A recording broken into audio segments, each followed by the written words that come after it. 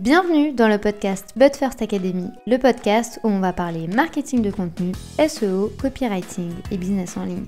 Je m'appelle Marine, je suis experte SEO depuis maintenant 7 ans. Autour d'un café ou d'un thé, peu importe, parlons de stratégie dans une ambiance conviviale et détendue. Bonne écoute!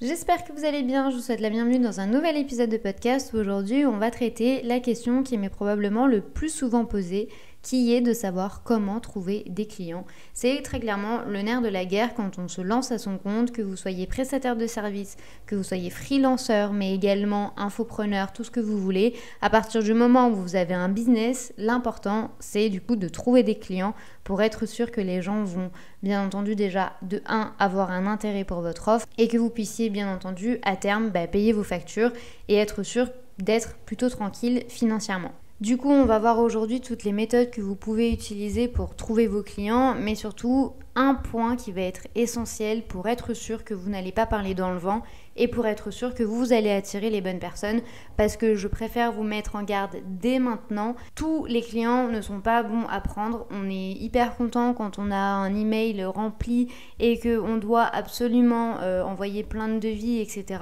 Mais le grand luxe, c'est surtout de pouvoir choisir les projets sur lesquels on va travailler, parce qu'il y a des projets, très honnêtement, qui vont pas vous faire vibrer, qui vont pas être en lien avec ce que vous souhaitez développer ou qui ne vont pas du tout être raccord avec votre personnalité et vos valeurs, etc.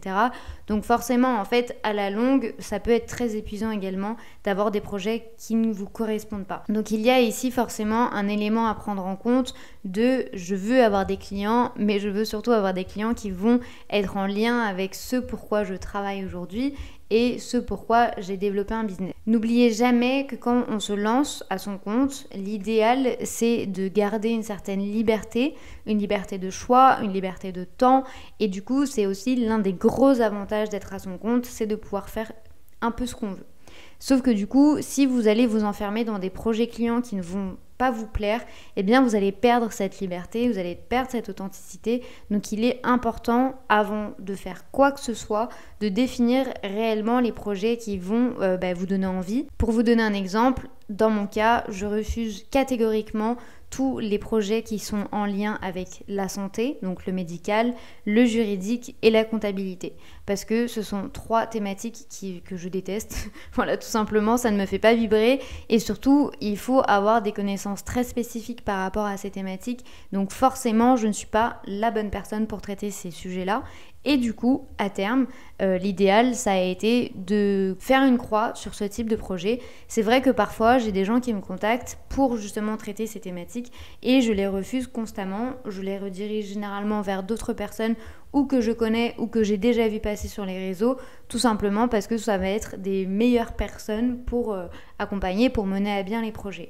Donc vraiment, le premier disclaimer que j'aurais à vous donner avant même de parler de pratique et de stratégie, etc., ça va vraiment être de définir vous, votre panel d'offres, votre panel de prestations et avec qui vous souhaitez réellement travailler. La deuxième chose que j'aimerais vous dire avant même que l'on commence à parler vraiment où est-ce que trouver nos clients, c'est vraiment d'éviter tout ce qui va être plateforme de freelance, plateforme de prestataires de services, tout simplement parce que ce sont des plateformes déjà de 1 qui ont des commissions et du coup qui vont prendre un peu d'argent sur votre travail et surtout ça va être des prix qui vont être très bas, donc vous allez énormément travailler pour justement pallier à vos dépenses et à vos envies également en termes d'objectifs.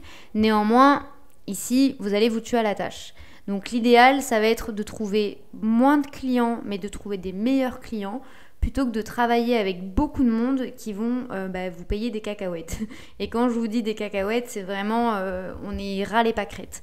Donc moi, j'ai toujours refusé depuis le début de travailler avec des plateformes telles que 1.fr, il me semble que c'est comme ça, ou 5euros.com, enfin bref, je sais qu'il y a Malte également, voilà, je crois que c'est tout d'ailleurs, je ne les connais pas honnêtement, enfin je les ai déjà vus passer, mais c'est pas des plateformes où je me trouve, tout simplement parce que je trouve qu'en fait c'est vraiment pas stratégique. Effectivement, oui, c'est une plateforme de mise en relation, mais il faut partir du principe qu'il y a énormément de concurrence, il y a énormément de freelance aujourd'hui qui se lancent, et du coup forcément vous allez être où tout le monde se trouve. C'est un peu, je vous donne un exemple imagé, vous avez, je sais pas, une boutique de légumes, et ben c'est un peu comme si vous étiez dans l'axe principal et tout le monde a une boutique de légumes. C'est exactement la même chose.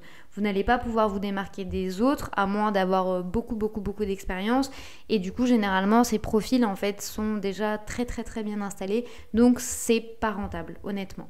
Donc, moi, je vous recommande de faire d'autres approches et d'avoir des stratégies différentes que de penser que les plateformes de mise en relation sont la solution aujourd'hui. Pour moi, honnêtement, ce n'est pas le cas. Bien entendu, ici, ce n'est que mon avis et que mon retour d'expérience vis-à-vis de cela. Je sais qu'il y a beaucoup de gens qui ont construit leur portfolio et qui ont construit leur base clients grâce à ces plateformes. Moi, ça n'a pas été mon cas. Je pense que ça a très bien fonctionné au début, il y a quelques années maintenant. Aujourd'hui, en 2023, je ne pense pas que ça soit quelque chose de stratégique ni même de pertinent. Du coup, la première étape pour trouver des clients, ça va être de comprendre qu'est-ce que vous, aujourd'hui, vous mettez en place pour trouver des projets et pour que les gens vous contactent. Quels sont les éléments qui, aujourd'hui, existent au sein de votre business ? Je vous invite, du coup, à faire une liste sur votre téléphone ou sur une feuille, peu importe, et de comprendre réellement quelles sont les actions que vous mettez en place. Tout simplement parce que je sais qu'il y a beaucoup de gens, aujourd'hui, qui disent de ne pas trouver des clients ou qui se disent qu'ils n'y arriveront pas, sauf que les actions qui sont mises en place ne correspondent pas du tout avec les objectifs qui ont été déjà définis. Imaginons aujourd'hui, vous rêvez d'avoir 10 nouveaux clients par mois. Qu'est-ce que vous faites aujourd'hui pour avoir ces 10 clients ? Est-ce que vous avez le bon discours ? Est-ce que vous allez les chercher ? Est-ce que vous dites aux gens que vous existez ou pas ? Est-ce que vous parlez de vos offres également ? C'est vraiment des points qui vont être essentiels dès le début pour avoir déjà une base et pour comprendre surtout pourquoi aujourd'hui vous n'arrivez pas à trouver de clients. J'aime appeler cette phase de remise en question la base, puisque ça va vraiment être en fait le socle de tout ce que vous allez par la suite développer. Ça va également vous permettre en fait d'identifier s'il y a des actions à succès. Imaginons aujourd'hui, si vous avez quelques projets clients actuels, je vous invite à faire la liste de ces clients et à comprendre comment ils sont venus. Est-ce que ça a été le bouche à oreille ? Est-ce que ça a été les réseaux sociaux ? Est-ce que ça a été un ami d'un ami ? Comment ça s'est passé ? Est-ce que ça a été par rapport à un événement auquel vous avez assisté, vous avez donné, ou vous avez parlé de vous ? L'idée ici, en fait, ça va être de comprendre comment aujourd'hui vous acquérez vos clients et comment les gens entendent parler de vos prestations de services ou de vos produits, etc. Après avoir fait ce bilan-là, vous allez pouvoir maintenir les actions qui fonctionnent déjà. Tout simplement parce que quand on pense à une stratégie d'acquisition client ou à une stratégie de prospection, en fait, on a tendance à déjà faire table rase de tout ce que l'on a déjà fait et à partir de zéro. Sauf que vous avez déjà probablement un historique et vous avez déjà probablement des actions qui ont déjà fonctionné. Donc, il va être important de les prendre en considération parce que ça ne sert à rien de commencer de zéro si vous avez déjà obtenu des résultats. Je vous donne un exemple. Quand je me suis lancée, c'est vrai que tout le monde disait à l'époque qu'il fallait impérativement être sur les réseaux sociaux, etc. Et c'est une chose du coup que j'ai faite. J'ai commencé à me lancer sur les réseaux et en fait, je me suis vite rendu compte que pour ma part, en tout cas, à l'époque, je n'avais presque aucun client qui venait des réseaux sociaux, mais c'était beaucoup de bouche à oreille ou par email ou même par rapport à la stratégie SEO que j'avais mise en place. Et du coup, en fait, les gens venaient plus hors réseaux sociaux que dans les réseaux sociaux. Du coup, en fait, j'allais un peu à contre-courant et je ne pouvais pas suivre les conseils que je voyais un peu partout puisque ça ne correspondait pas du tout à ma réalité et ça ne correspondait surtout pas au projet actuel que j'avais. Les gens n'entendaient pas parler de moi à travers les réseaux, mais tout se faisait un peu hors plateforme sociale. Du coup, forcément, j'ai adapté pour être sûre de mettre toutes les chances de mon côté. Donc ça a été ma base de travail. Du coup, je vous invite déjà à faire la même chose. Après avoir fait ce travail de base et un peu de nettoyage, je dirais, vous allez déterminer qui est votre client idéal, avec qui réellement vous avez envie de travailler. Et c'est une phase qui va être hyper importante et je pèse mes mots parce que généralement quand on a un business on a envie de faire un peu comme tout le monde et de se dire mais il a eu tellement de succès à tel endroit donc je vais faire la même chose. Sauf qu'en fait le problème ici c'est que du coup vous allez juste suivre un objet brillant et vous allez juste vouloir booster votre ego et ça se trouve vous allez juste être présent à un endroit où les gens ne sont pas du tout. Et ça va être vraiment préjudiciable pour vous puisque je vous donne un exemple, imaginons moi aujourd'hui j'ai envie de communiquer avec les freelances et avec les infopreneurs et avec les prestataires de services. Si je commence à tout mettre sur Twitter, je sais qu'il va y avoir très très peu de monde parce que c'est pas forcément le réseau social que les gens vont utiliser. En tout cas, au niveau de mon client idéal, je sais qu'il ne se trouve absolument pas du tout sur cette plateforme. Et peut-être qu'il y a des gens qui trouvent beaucoup de clients sur Twitter, probablement, mais moi, ça ne serait pas mon cas parce que les gens ne s'y trouvent pas. Donc vraiment, ici, l'important, ça va être de déterminer où est votre client idéal. Si, imaginons, demain, vous avez envie de mettre un peu de budget dans une publicité dans la rue, mais que votre client idéal, il passe jamais dans cette rue, il vous verra jamais, et du coup, vous aurez gaspillé de l'argent, vous aurez gaspillé votre temps, vous aurez essayé de mettre en place une stratégie qui, au final, n'aura jamais de résultat, puisque la personne ne va jamais vous voir. Et ça, c'est vraiment un point que vous allez devoir prendre en compte, c'est la deuxième étape clé, et n'avancez pas si vous ne savez pas où se trouve votre client idéal. Pour vous donner un exemple concret, j'ai eu un appel avec un potentiel client au niveau de l'agence et il m'expliquait tout son projet et il m'a donné du coup sa cible et il m'a indiqué ne pas du tout être sur Instagram puisque pour lui ça ne faisait pas sens. Eh bien c'était la réalité. Parce que sa cible ne se trouvait pas sur Instagram. Aujourd'hui, je sais très bien que la plupart des agences et la plupart des professionnels recommandent à tout le monde d'être sur Instagram. Moi, je lui ai dit de ne pas le faire parce que ça allait être une perte de temps, ça allait être une perte d'énergie, ça allait être vraiment un bourbier, comme on le dit si bien, parce que l'idée ici, ça va être de développer la meilleure stratégie en fonction de sa cible. Si sa cible ne s'y trouve pas, on ne va pas y être, ça ne sert à rien. Instagram n'est pas une obligation, Twitter, TikTok, LinkedIn ou ce que vous voulez n'est pas une obligation. À moins que, là, je mets une nuance, si vous adorez le format ou le réseau social ou peu importe et que ça vous fait vraiment kiffer de le faire, faites-le pour le kiff. Ne le faites pas au niveau business parce que là, du coup, vous allez perdre en rentabilité, ça va servir à rien. Donc vraiment, la deuxième étape clé, ça va être de savoir avec qui vous voulez travailler et où est-ce qu'il se trouve. Après ces deux étapes, on va du coup déterminer quel va être le message. Et là, c'est vraiment hyper important puisqu'on ne va pas attendre que la personne vienne à nous. Nous, on va aller chercher la personne.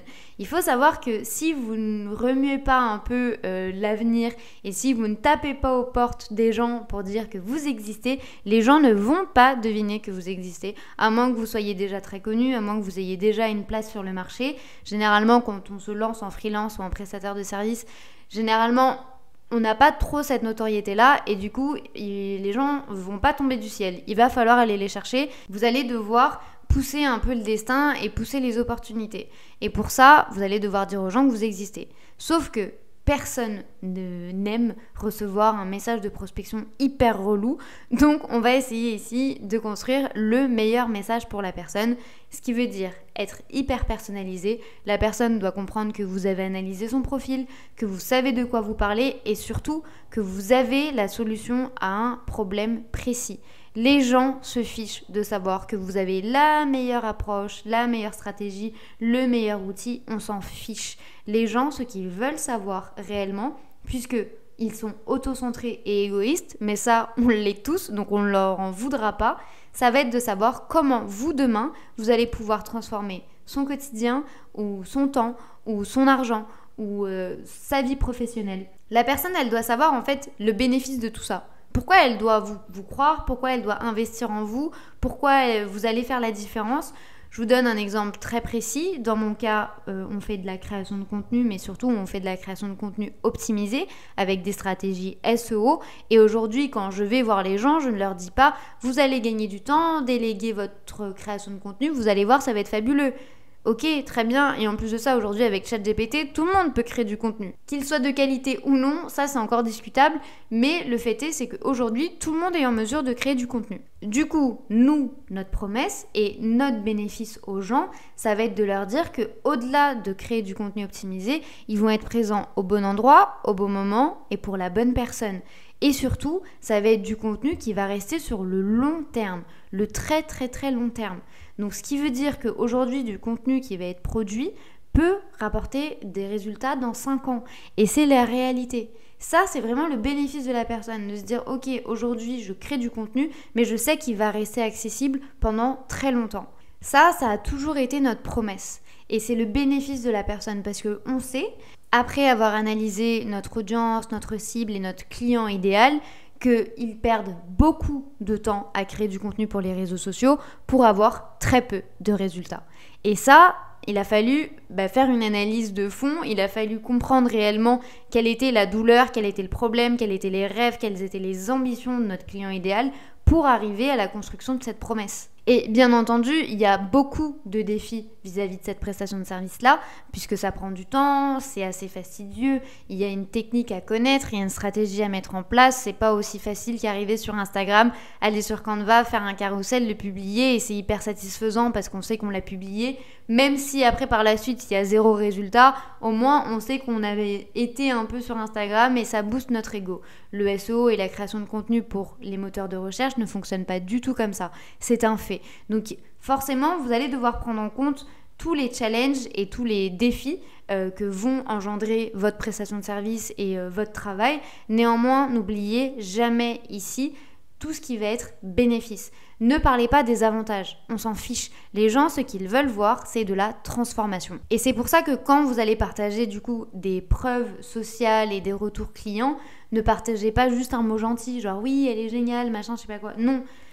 Parler du avant, parler du pendant et parler du après. Qu'est-ce qui s'est passé avant et après ? Quelle a été la transformation ? Quelle a été l'évolution ? Qu'est-ce qui a changé dans la vie des gens auprès desquels vous avez travaillé ? Comment vous avez réellement aidé leur projet ? Alors oui, bien entendu, vous allez quand même mettre en avant des retours clients si vous avez la possibilité de le faire, du fait de savoir si vous êtes régulier, si vous aidez les gens, si vous faites partie de la stratégie. Il y a beaucoup de choses ici à prendre en compte. Néanmoins, n'oubliez jamais que les résultats chiffrés sont vraiment la clé de tout. Et si vous voulez avoir une idée un peu précise de comment ça marche et de comment vous pouvez le mettre en avant, je vous invite à aller sur le site de l'agence. Je vous mets le lien juste en dessous de cet épisode de podcast, où vous pouvez également y aller sur agence-marketing-be.com. L'idée ici, c'est de vous montrer qu'il y a des évolutions, les courbes, elles évoluent, il y a beaucoup plus de mots-clés qui vont être ciblés par rapport au secteur d'activité de nos clients, il y a ici des projets d'évolution. Ça, c'est vraiment notre preuve sociale et ça montre que l'on sait de quoi on parle et que l'on sait comment faire pour aider les gens. Donc les gens ont déjà un visuel de ce qui va se passer et de toutes les transformations qu'ils peuvent prétendre avec nous. Donc ça, c'est vraiment essentiel de garder ça en tête dans votre construction de message, de savoir aujourd'hui pourquoi la personne va devoir faire appel à vous. Qu'est-ce qui va réellement changer dans sa vie ? Et partez du principe que quand vous allez contacter une personne, probablement qu'elle n'aura aucune idée de l'existence de ce problème.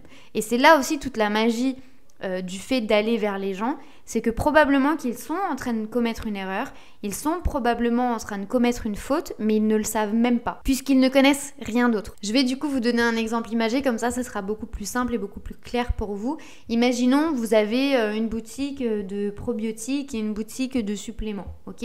Donc vous aidez un peu à améliorer le quotidien des gens et à soigner les maux de ventre. Sauf qu'une personne qui a eu mal au ventre toute sa vie, elle ne sait pas ce que c'est que de ne pas avoir mal au ventre et du coup c'est un peu la normalité de se dire après chaque repas c'est normal que je me sente un peu ballonnée, c'est normal que j'ai un peu des aigreurs d'estomac, c'est normal que j'ai mal. Si demain vous contactez une personne et vous lui dites tu sais que ce n'est pas normal, tu sais qu'il y a une solution à ça, tu sais que tu peux améliorer ta vie si du coup tu t'intéresses à nos produits. Je vous le dis ça de manière très grossière, le message devrait être mieux construit, mais pour vraiment vous donner une idée. Quand une personne est en souffrance constante, elle n'a pas conscience de ce qui se passe après. Du coup, forcément, le fait de lui exposer une autre réalité, ça va lui ouvrir le champ des possibles et à travers votre message, vous devez lui ouvrir ce champ des possibles. La personne, elle doit réussir à se projeter en se disant « mais c'est vrai, moi j'ai tout le temps fait ça, mais si je faisais différemment grâce à elle, ça se trouve, ça va changer. » Et juste le fait de dire « ça se trouve, ça va changer », ça va déjà contribuer au fait de gagner la confiance de la personne et petit à petit vous allez créer un lien et petit à petit la personne va vous faire confiance. En plus de ça, si vous avez déjà de la preuve sociale avec des avant et des après, là je peux vous assurer que dans tous les cas, la personne va prendre le temps de vous écouter. Donc là, du coup, vous avez construit votre message et vous allez probablement me dire « Ok, maintenant j'en fais quoi ?» Alors, ça va être très simple. Déjà, vous allez devoir être présent où la personne se trouve et moi, l'une des premières stratégies que je recommande toujours, ça va être du coup de créer du contenu, que ce soit sur votre site internet, sur vos réseaux sociaux, de mettre en avant le bon message pour que déjà, en fait, la personne ne parte pas avec une certaine réticence de se dire « Est-ce que cette entreprise existe réellement ? Est-ce qu'ils sont réellement sérieux ? Est-ce qu'ils vont réellement être présents ?» En fait, le contenu, au-delà de donner envie de vendre et au-delà de créer du lien avec la personne, c'est vraiment une sécurité pour les gens de se dire ils sont là, ils existent et ils sont réguliers, ils sont sérieux, ils essayent, ils sont présents. C'est bien au-delà en fait de toute la stratégie de vouloir convaincre avec du copywriting, avec les bons mots-clés, avec les bonnes tournures de phrases, les bons arguments, etc. C'est vraiment aussi une sécurité qu'il faut prendre en compte et partez toujours du principe que quand vous allez contacter quelqu'un, si la personne voit que votre contenu date d'il y a 6 mois, forcément déjà là, elle va avoir une réticence. Elle va se dire, ouais, mais enfin, elle me parle de quelque chose, mais de son côté à elle, le business, il n'a pas l'air d'être très régulier, ça n'a pas l'air d'être très en lien avec tout ce qu'elle raconte, donc je me méfie. Et en fait, cette méfiance-là, on ne la veut pas du tout. Donc vraiment, le premier point, ça va être vous de définir votre rythme, et bien entendu, votre rythme, pas celui qui est imposé par les autres, de vous dire il faut absolument publier tous les jours, ce n'est pas vrai. Trouvez le bon rythme pour vous et adaptez en fonction de ce que vous pouvez faire pour être sûr au moins d'être régulier dans ce que vous allez mettre en avant. N'oubliez pas que votre site internet et vos réseaux sociaux, c'est un peu comme des vitrines. C'est que votre devanture et les gens, quand ils passent devant, ils doivent se sentir un petit peu en confiance. Après ça, vous allez du coup identifier les meilleurs profils et vous allez du coup tout simplement rentrer en contact avec eux. Vous pouvez le faire à travers les réseaux sociaux, vous pouvez le faire à travers des emails. Attention avec les emails, s'ils se terminent par gmail.com, hotmail.com, outlook.com, orange.fr, sfr.fr, tout ce que vous voulez, vous n'avez pas le droit de les contacter. Il est essentiel ici de prendre uniquement des emails professionnels, donc ceux qui vont terminer par arrobase, le nom du site.com ou .fr. C'est vraiment essentiel puisque ça fait partie de la RGPD, donc forcément ici vous devez tenir en compte de ces réglementations, donc ne contactez pas les gens avec leurs emails personnels, vous n'avez pas le droit de le faire. Donc vous avez les réseaux sociaux, quels qu'ils soient, de la manière que vous souhaitez. Vous avez également les emails. Vous pouvez aussi très bien faire des collaborations avec des gens qui vont avoir une profession un peu complémentaire à la vôtre, c'est-à-dire du coup de faire des contrats d'apporteurs d'affaires. Je vous donne un exemple très précis et très concret. À l'époque, moi quand je me suis lancée, c'est vrai que du coup je faisais de la stratégie SEO et moi pour que je puisse travailler, il fallait que les gens aient un site internet. Du coup en fait je me suis dit du coup, l'idée ici, c'est que moi, je ne crée pas de site internet, mais par contre, si j'entre en contact avec des gens qui font les sites internet, probablement que leur projet peut également devenir les miens. Et l'idée ici, ça va être d'allier comme nos forces et d'allier nos compétences pour être sûr en fait de pouvoir répondre à tous les besoins des gens. Et c'est comme ça que petit à petit, j'ai créé par exemple des collaborations avec les web designers. Mais ça, vous pouvez le faire avec plein de personnes. Par exemple, les photographes peuvent être en collaboration avec des community managers qui vont avoir besoin de contenu visuel. Ça peut être plein de choses comme ça. Donc vraiment, ne vous mettez pas de barrière parce qu'il peut y avoir des gens qui ont besoin de vous aujourd'hui et vous ne le savez pas. Et au niveau professionnel, c'est toujours bien d'avoir un maximum d'offres possibles à offrir à nos clients. Donc je ne vous dis pas ici, bien entendu, de tout maîtriser et de savoir tout faire, mais par contre, vous pouvez profiter du coup des compétences des autres et d'avoir vraiment un peu un portefeuille client qui vient grâce à des apporteurs d'affaires qui vont vous recommander, qui vont mettre en avant vos services et du coup, ça va être en fait du win-win, du 50-50. Imaginons moi dans mon cas à l'époque, quand j'avais du coup des gens qui me demandaient des refontes de sites internet, qui me demandaient des modifications à travers leur site, je leur recommandais certains web designers et les web designers, eux, me recommandaient moi pour de la création de contenu, pour de l'optimisation SEO et comme ça, en fait, petit à petit, j'ai créé aussi un autre réseau qui était plus professionnel et en fait, c'est un peu allier nos forces. Donc ça peut être ici une très bonne idée, à condition bien entendu de définir bien en amont les conditions de vos contrats et vraiment les pourcentages, etc. Et d'être sûr que vous allez vraiment partir sur une base qui va être claire, puisque ici on va parler d'un pourcentage de ce que la personne va facturer. Donc n'oubliez pas que c'est essentiel de bien définir les règles pour éviter tout type de conflit.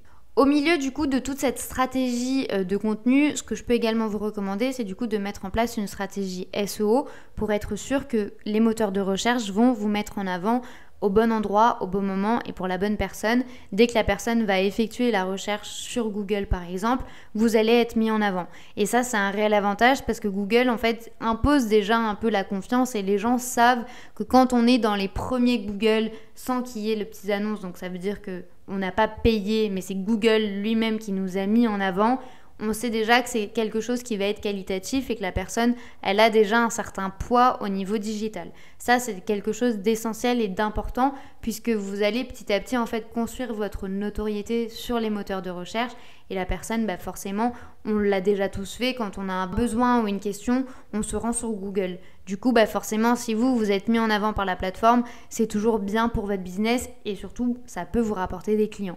L'idée néanmoins, avec toutes ces approches, toutes ces idées et toutes ces stratégies, ça va être déjà de 1, de construire le bon message, de 2, d'être au bon endroit et surtout de 3, d'aller au-delà en fait de votre peur de vendre et d'aller au-delà de la peur de déranger, puisqu'en fait si vous ne vous donnez pas les moyens et si vous n'essayez pas, les gens vont pas deviner que vous existez et surtout les gens en fait peuvent surtout ne pas savoir qu'ils ont besoin de vous.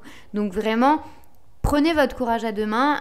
Je sais que parfois c'est pas évident et forcément, je vais pas vous mentir, tout le monde ne va pas vous répondre de manière sympathique et gentille en mode merci, non, c'est bon. Il y a certaines personnes qui sont assez virulentes et avec les années, je pourrais vous le dire que c'est de pire en pire. Vraiment, il y a des beaux cas, mais en fait, il faut juste partir du principe que quand on vend, on rend service aux gens. Et effectivement, probablement qu'il y a certaines personnes qui vont pas apprécier le fait qu'on vienne vers elles, mais il y a des gens qui vont vous remercier, il y a des gens qui vont partir du principe que vous êtes la bonne solution pour eux. Donc juste pour eux en fait, et juste pour ces gens qui peuvent probablement dire oui, eh bien vous devez passer à l'action. Il y a une citation en portugais, et je ne sais pas si elle existe en française, donc je vais essayer de vous la traduire, mais probablement qu'il y a un équivalent qui existe, c'est de se dire que de toute façon, le non est garanti. En fait, de toute façon, la personne, elle a 50% de chance de vous dire non. Et même si vous ne faites rien, en fait, c'est déjà non. Donc, dans tous les cas, autant mettre toutes les chances de votre côté et faire en sorte que la personne puisse vous dire oui. Comme ça, au moins, vous allez ouvrir des portes petit à petit. N'ayez pas peur d'accepter des choses qui vous semblent beaucoup trop grosses pour vos compétences parce que dans tous les cas, un jour ou l'autre, vous allez faire face au syndrome de l'imposteur et c'est en vous sortant de cette zone de confort que vous allez évoluer et que vous allez être en mesure d'ouvrir certaines portes et d'être sûr que les gens vont penser à vous quand ils ont besoin d'un certain projet. Donc vraiment, si vous sentez que vous êtes en mesure de le faire mais que vous avez quelques peurs, faites-le quand même. Dites oui quand même au projet. Par contre, si bien entendu ça n'a rien à voir, alors non, ne le faites pas. Je vous donne un exemple très précis. Moi, il y a souvent beaucoup de gens qui me contactent pour faire de la pub. Je ne fais pas de pub, je ne fais pas de SEA, je n'en fais pas très clairement. Ce n'est pas mon expertise. Je peux en faire pour certaines de mes entreprises, mais je ne le fais jamais pour mes clients puisque ce n'est pas du tout mon cœur de métier et je refuse catégoriquement. Alors que je pourrais très bien dire oui vu qu'on sait que le SEO est complémentaire au SEA et pourtant moi c'est vraiment une barrière que je mets qui est très très très définie et surtout qui est très rigoureuse, il en est hors de question. Donc il est aussi ici important vous que vous délimitiez bien vos prestations de services et vos capacités aussi pour être sûr de dire oui aux bonnes choses et de dire non également aux bonnes choses. Si vous souhaitez obtenir de l'aide, si vous souhaitez vraiment un accompagnement par rapport à toutes ces approches, que l'on construise votre message ensemble, que l'on comprenne quelle va être la bonne plateforme pour vous, quelles sont moi les stratégies et les techniques que je mets en place aujourd'hui pour gagner des clients tous les jours, pour être sûr que vous allez avoir la bonne approche, sachez qu'il y a la formation Cup of Clients de la But First Academy, je vous mets le lien juste en dessous de cet épisode de podcast, qui vous montre en fait pas à pas comment moi j'ai fait, quelles sont les erreurs que j'ai faites et qu'aujourd'hui je ne vous recommande absolument pas du tout de faire, quelles sont les stratégies qui aujourd'hui fonctionnent. Il faut savoir que le marché évolue beaucoup, trop vite d'ailleurs à mon goût, mais le marché évolue et du coup forcément il y a certaines adaptations ici à avoir, que ce soit en termes d'approche commerciale, que ce soit en termes de messages, que ce soit en termes de plateforme également. Donc vraiment, si ça vous intéresse et si vous avez envie d'obtenir de l'aide, sachez que le programme a été pensé pour ça, pour vraiment vous faciliter la vie, pour vous faciliter votre manière de faire, pour que vous puissiez gagner du temps et surtout que vous puissiez vraiment trouver des clients régulièrement sans travailler beaucoup plus, puisqu'il y a des techniques aussi d'automatisation, mais ça bien entendu ça fait partie du programme. Donc si ça vous intéresse, le lien c'est budfirstacademy.com/cup-off-clients. Je vous mets également le lien juste en dessous de cet épisode. Petite information tout de même qui me semble importante, sachez que le prix de ce programme, qui est aujourd'hui à 39 €, va augmenter à partir du 30 avril. Il passera à 89 €. Donc si vous souhaitez vous le procurer à prix réduit, sachez que vous pouvez le faire. Néanmoins, vous n'aurez que jusqu'au 30 avril. J'espère que cet épisode vous aura plu, qu'il vous aura aidé. Je sais qu'on n'a pas réinventé le monde et ce n'était pas l'objectif. Il y a énormément de techniques aujourd'hui qui fonctionnent très bien. Il y a énormément de pratiques et de stratégies qui sont actuelles encore et qui fonctionnent en 2023. Donc il faut également en tenir compte et en avoir conscience. On n'est pas ici pour réinventer la roue, je vous le dis tout le temps. On est juste ici pour mettre en place les meilleures stratégies et les meilleures pratiques pour réussir à développer son business. Donc si cet épisode vous a aidé, s'il a résonné en vous, s'il vous a plu, n'hésitez pas à me mettre un commentaire, quelle que soit votre plateforme d'écoute, et à vous abonner au podcast pour ne rater aucun épisode. Il ne me reste plus qu'à vous souhaiter une très bonne journée ou une très bonne soirée en fonction du moment où vous écoutez cet épisode. À très vite.